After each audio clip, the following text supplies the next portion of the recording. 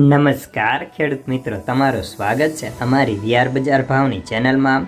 તો મિત્રો, આજના આ વિડીયોની અંદર આપણે હાલ અત્યારે લસણના બજાર કેવા છે, આગામી સમયમાં ભાવ કેવા રહેશે, સાથે જ લસણનો સંગ્રહ કરવો કે હાલ આવા ભાવે નીકળી જવું અને ગુજરાતના તમામ માર્કેટના લસણના બજાર ભાવ જોવાના છીએ। તો વિડીયોમાં અંત સુધી બન્યા રહેજો ને ચેનલમાં નવા હોય તો સબસ્ક્રાઈબ કરી નાખજો।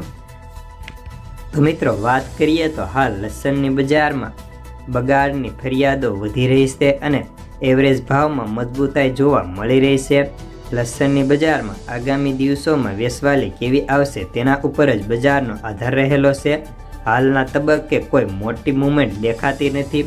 જો કે હવે ખેડૂતો ખેતરમાંથી કાઢીને તરત જ લસણની વેચવાલી કરી રહ્યા છે, જ્યારે ઘણા બધા ખેડૂતો વાત કરે છે કે જ્યારે વાવેતર સમયે ભાવ 7 થી 8 હજાર હતા તેના અત્યારે બીજા ગણા પણ ખેડૂતોને મળતા નથી અને ભાવ અત્યારે તેની ક્વોલિટી મુજબ 800 થી લઈને 1500 રૂપિયા સુધી માંડ મળતા હોય છે।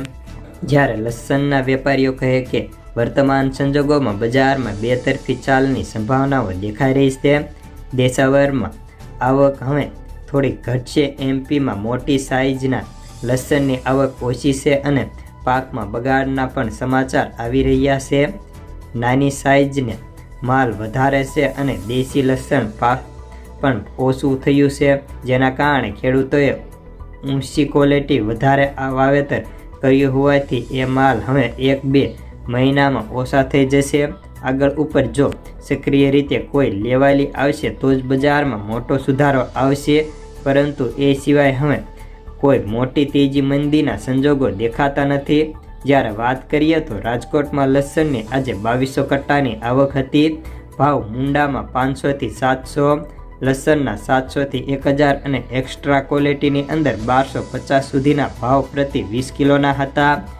જ્યારે જામનગરમાં લસણને 1000 કટ્ટાની આવક સામે ભાવ પ્રતિ 20 કિલોએ 500 થી 1220 રૂપિયાના હતા। ગોંડલમાં 3000 કટ્ટાની આવક સામે ભાવ 451 થી 1399 હતા। જ્યારે મધ્યપ્રદેશમાં લસણ